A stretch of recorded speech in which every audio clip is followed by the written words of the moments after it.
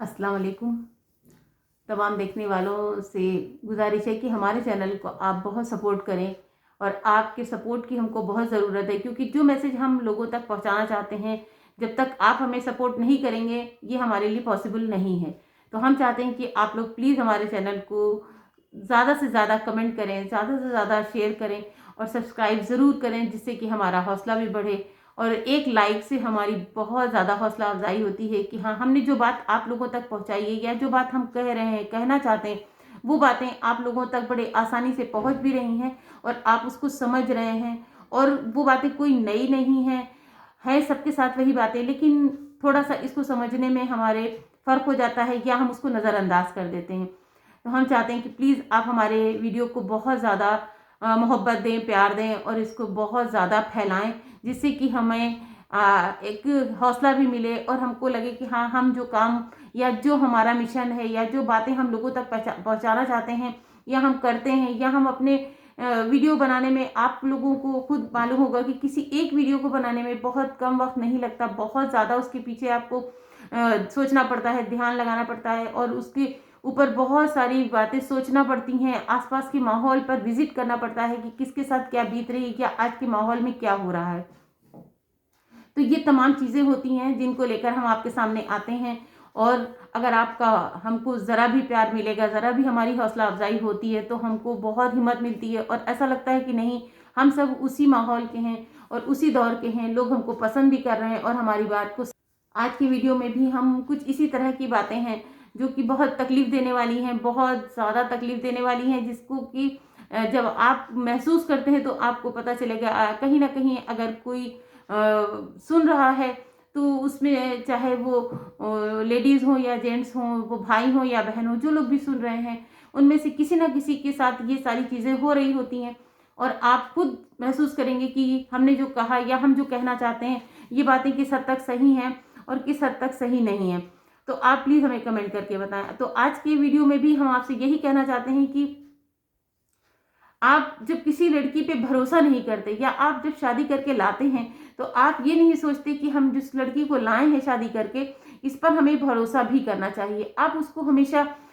Ignore करें या उसको ये सोच के कि नहीं, हमें इसकी बात तो सुनना नहीं है। वहीं पे अगर बहन ने बात कही या घर के किसी मेंबर ने बात कही, आप उसकी बात को सुनते हैं, समझते हैं और बहुत कुछ समझना चाहते हैं और उस पर अमल भी करना चाहते हैं। लेकिन वहीं पे अगर आपकी बीवी आपसे कहती है तो आपके दिल में कहीं ना कहीं ये बात आ जाती है कि नहीं, ये बात कह रही है, इसकी बात तो मानने वाली नहीं है। सेम वही बात अगर आपके घर का कोई और मेंबर कह रहा होता है तो आप उसको बड़ी आसानी से सुनते हैं और बहुत दिल से सुनते हैं और यकीन भी करते हैं कि हाँ, नहीं, इसने कहा है ना, तो चलो हमको इस पे अमल भी करना है, हमको इस बात को सुनना और समझना दोनों है। तो इस तरह की बातें जो होती हैं वो रिश्तों को खराब करती हैं। इस ये रिश्ता देखिए, बहन एक दिन अपने घर की हो जाएगी, भाई अपनी फैमिली में बिजी हो जाएगा, माँ बाप किसी के नहीं रहते, लेकिन फिर भी कहा तो यही जाता है कि जो साथ रहने का एक रिश्ता होता है वो मियाँ बीवी का ही होता है। और ये मियाँ बीवी अगर एक दूसरे की बात नहीं सुन रहे हैं, समझ रहे हैं और एक दूसरे के साथ ना इत्तेफाकी के इतने ज़्यादा दरवाजे खुले हुए हैं कि किसी को किसी की बात अच्छी नहीं लग रही है या हर बात अपोजिट है या उसकी मानना नहीं है, उसको कहीं लेके जाना नहीं है, उसके साथ खड़े नहीं होना या उसके साथ जुड़ना नहीं है या उसकी किसी बात को हम सही नहीं समझ रहे हैं या हम वो इस लायक नहीं है कि वो हम चार के बीच में बैठ के अपनी राय रखें, तो हम उस राय से इत्तेफाक करें या हम उसकी राय माने या हम उस तक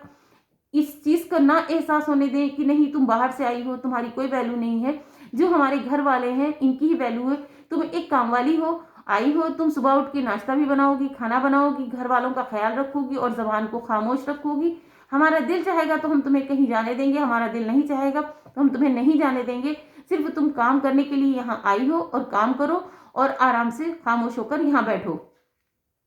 तुम बच्चे पालो, तुम मेरे घर वालों का ख्याल रखो, लेकिन तुमको ये इजाजत नहीं है कि तुम किसी फंक्शन में, तुम किसी शादी में, अगर तुम्हारा दिल चाह रहा है तो हम तुम्हें नहीं जाने देंगे। हाँ हाँ, अगर हम चाहेंगे या हमारा दिल है ले जाने का तो हम आपको उस जगह पर भेज देंगे और आपको लेके जाएंगे। ये चीजें आप सोच के देखें कि अगर किसी भी, इतने लोग हमारी वीडियो को देख रहे हैं, उनमें से किसी ना किसी के साथ तो जरूर ये चीजें हो रही होंगी, चाहे वो उसकी बहन के साथ या उसके खानदान के किसी फर्द के साथ या हो सकता है उसके घर में खुद उसकी ही बीवी के साथ ऐसा हो रहा हो कि हम मजबूर हैं, हम बहन से नहीं जीत सकते, हम माँ से नहीं जीत सकते, हम घर में और जो फर्द हैं बाप से नहीं जीत सकते कि भाई तुम कहीं अपनी मर्जी से चली जाओ, और हम ये नहीं चाहते कि हम अपनी मर्जी तुम पर थोप सकें कि नहीं तुम जाओ, हमें वही करना पड़ता है जो हमारे घर वाले कहते हैं। तो ये चीज़ें अगर आपके जहन में है, या अगर आपको लगता है कि ये चीज़ें आगे बढ़ेंगी या ये चीज़ें ही हम करेंगे आगे, तो प्लीज़ आप शादी ना करें। शादी करके किसी की लड़की की ज़िंदगी बर्बाद करना, उसे कुढ़ा कुढ़ा के मार देना, या उसकी हर बात को नज़रअंदाज करना और सिर्फ उसको एज ए काम वाली रखना, तो ये हमारा इस्लाम की बिल्कुल चीज़ों का इजाज़त नहीं देता कि आप एक औरत को सिर्फ अपने घर की खादमा बनाकर रखें। एक काम वाली है, वो एक सर्वेंट की हैसियत से घर में है, और वो बिल्कुल भी किसी चीज़ को ना बोल सकती है, ना कहीं जा सकती है, ना आ सकती है। वो चाहे उसके अपने रिश्तेदार हों या उसकी गैरों में ही कहीं जाना है, या उस आपकी ही कोई फैमिली है, सारा घर जा रहा है और आप उसको जाने नहीं देते, या आप उसको हर चीज़ से रोकते हैं, आप उसको हर चीज़ से एक कैद वाली ज़िंदगी उसको दे रहे हैं कि नहीं बस तुम्हारा काम इतना है कि तुम बच्चों को पालो और तुम चार दीवारी के अंदर रहो, और मुझे पसंद नहीं है कहीं जाना। अगर आपको नहीं पसंद है तो ये चीज़ तो आप अपनी बहनों के साथ भी ऐसा ना करें, अपनी माँ के साथ भी ऐसा ना करें कि भाई हमको ये चीज़ नहीं पसंद है तो हम कहीं नहीं जाएंगे। लेकिन सेम वही चीज़ आप बहनों के साथ जाने को तैयार हैं, आप माँ के साथ जाने को तैयार हैं, लेकिन अगर बीवी की जाने की बात आती है तो आप उसको रोक देते हैं और उससे कहते हैं मुझे कहीं जाना पसंद नहीं है, मुझे आना पसंद नहीं। ये किस तरह का इंसाफ है? क्या आप अल्लाह के सामने खड़े हो पाएंगे या अल्लाह को मुंह दिखा पाएंगे कि नहीं नहीं नहीं हमने तो बिल्कुल इंसाफ किया है? और जहां पर अल्लाह ने आपको इतना बड़ा रुतबा दिया है, इतना बड़ा दर्जा दिया है कि हम आप एक कहना चाहिए कि हम सोच के मेरा दिल लरज़ जाता है कि जो लोग इस तरह की हरकतें कर रहे हैं या अपनी बीवियों के साथ इतने सख्त हैं कि उनका कोई फैशन नहीं है, उनका किसी चीज़ को दिल नहीं चाहता, वो किसी तरह आज़ाद नहीं रह सकती, वो कहीं जा नहीं सकती, आ नहीं सकती, कुछ अपनी मर्जी से खरीद नहीं सकती, किसी को दे नहीं सकती, किसी को बुला नहीं सकती। तो आप सोचिए कि ऐसी सिचुएशन में कोई घर तो नहीं हो सकता, वो एक कैदखाना तो हो सकता है जहाँ पर सिर्फ कैदी रहते हैं, जहाँ पर हिटलर का राज चलता है, और वहाँ पर जो लोग उस घर के खास हैं बस उन्होंने कह दिया दिन तो दिन, रात तो रात। अगर आप कहना मानते हैं, अगर माँ नहीं है तो आप सिर्फ बहनों का कहना मान रहे हैं और बहनों के ऊपर आप पूरी जिंदगी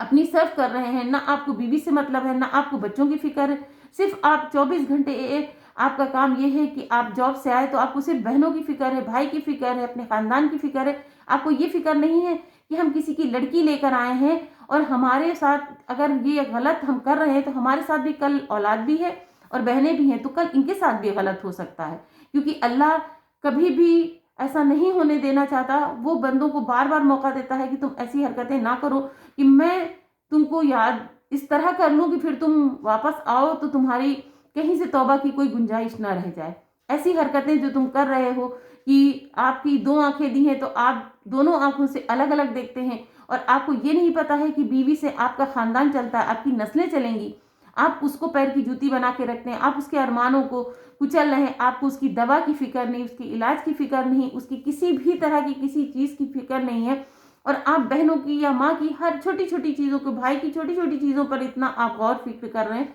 ये किस तरह का इंसाफ है?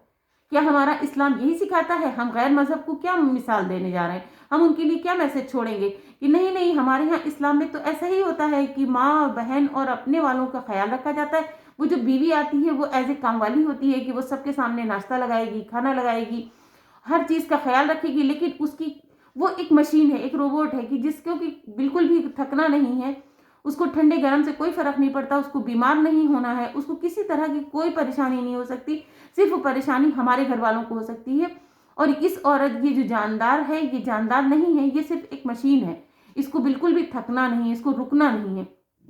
तो आप यहाँ के लिए तो सब कुछ अच्छा ही कर रहे हैं, आप अपने घर वालों को खुश कर रहे हैं, आप अपनी माँ का ख्याल, बहन का ख्याल, भाइयों का ख्याल, बाप का ख्याल, अपने खानदान का ख्याल, लेकिन आप जिस औरत से निकाह करके लाए हैं और जिसके निकाह में आप उसको लेकर आए हैं, उस औरत के साथ आप इतना बुरा बर्ताव कर रहे हैं कि उसकी किसी चीज़ की आपको परवाह नहीं है। तो आपने सोचा कि आपका हशर क्या होने वाला है, या अल्लाह आपके साथ क्या वक्त, आपका किस चीज़ का इंतज़ार कर रहा है कि आप किन चीज़ों को इंतज़ार करें कि आपका कल कैसा होने वाला है। और आप अगर ये सोचते हैं कि हमारे से हम तो कुछ गलत नहीं कर रहे हैं, तो आप एक बार किसी सुकून की जगह बैठिए और अपने ज़मीर में झांक के देखिए कि हमने किसी की लड़की लाके क्या हरकतें की हैं और उसको किस हद तक परेशान किया है, उसके साथ कितनी नाइंसाफियां की हैं,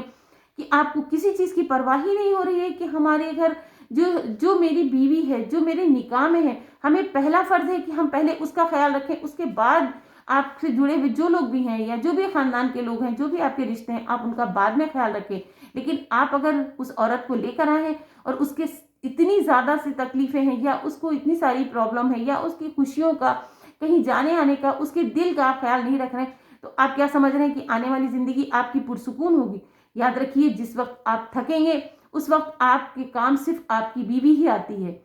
और आपके काम कोई नहीं आता। माँ भी एक टाइम के बाद थक जाती है, बहनें अपने घर की हो जाती हैं, लेकिन अगर आपने बीवी के साथ इतना गंदा बर्ताव किया है, इतना बुरा बर्ताव करके रखा है कि आपको उसकी परवाह नहीं है, एक-एक पैसे को वो परेशान हो रही है या आप उसको 100-50 दे भी देते हैं, तो एक-एक पैसे का आप हिसाब लेते हैं और वही पैसा आप अपने घर वालों पे खर्च करते हैं, तो आपको फ़र्क नहीं पड़ता। आप खुदा को तो डर सकते हैं ना, इंसान को मत डरिए, उस औरत को मत डरिए, उस जानदार को मत डरिए, उसके घर वालों को मत डरिए, लेकिन अल्लाह को डर जाइए कि हमने जो कदम उठाया है, ये कदम अल्लाह के सामने खड़े होने वाला तो नहीं है।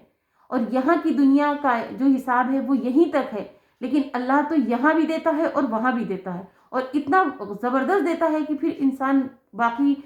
जो वो सोचता है ना, उससे कहीं ज़्यादा उसको सज़ाएँ में मिल भी जाती है और मुब्तला भी होती है। और सबसे ज़्यादा तो ये कहा जाता है कि जब आप किसी की बेटी के साथ ऐसा करेंगे तो आपकी औलाद आपके सामने है, कल आपकी औलाद भी इन्हीं चीज़ों को सफ़र करेगी, इन्हीं चीज़ों से अपने आप को सामना करके और नहीं निकल पाएगी। उस वक़्त आप क्या करेंगे? किसको मुँह दिखाएँगे? और उस वक़्त बहुत ज़्यादा देर हो चुकी होगी कि आपने किसी का दिल इतना दुखा दिया कि अब वो किसी लायक नहीं है।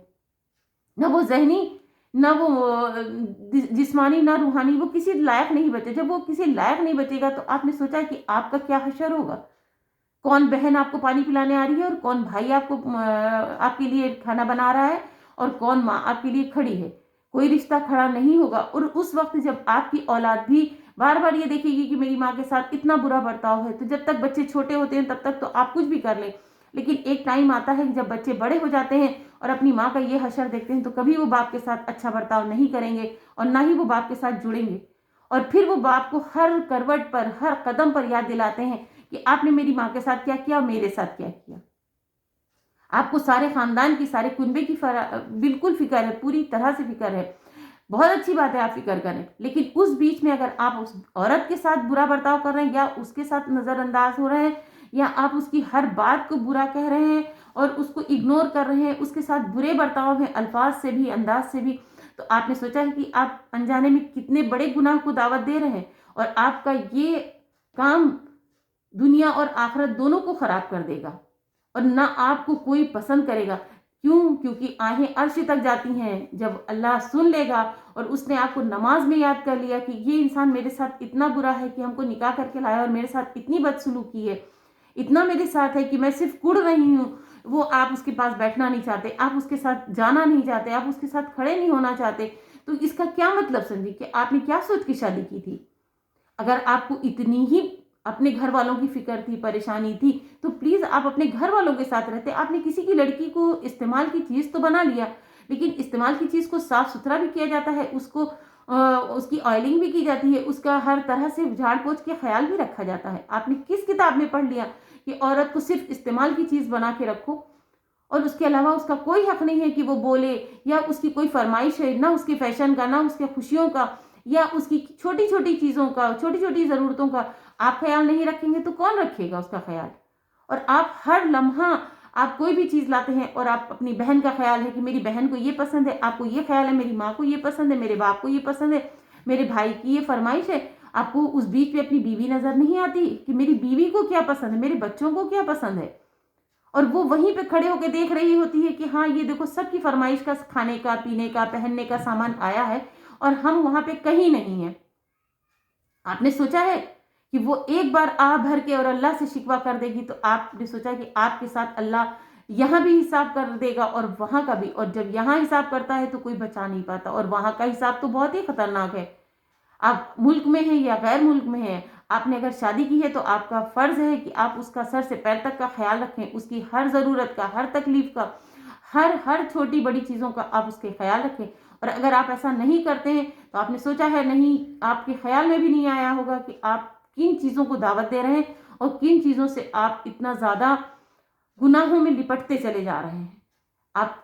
खुदा को डरिए, इंसान को मत डरिए, खुदा को डरिए, खुदा के लिए करिए। और आप ये सोच रहे हैं कि नहीं, मैं माँ बापों का करके जन्नत में चला जाऊंगा और बीवी को इग्नोर करके जन्नत में जाऊंगा, यह आपका एक मेरे सोच से और जो मैंने पढ़ा है, जो मैंने सुना है, जो मैंने हदीस के हवाले से पढ़ा है कि कहीं भी अल्लाह ये नहीं कहता कि जिसको तुम ब्याह के लाओ उसको इग्नोर कर दो और तुम घर के और तमाम रिश्तों के साथ जुड़ जाओ। और अगर आप ऐसा ही करना है प्लीज आप शादी ना करें, बराए मेहरबानी आप उन लड़कियों को अपने घरों में रहने दें। इतना तकलीफ दे,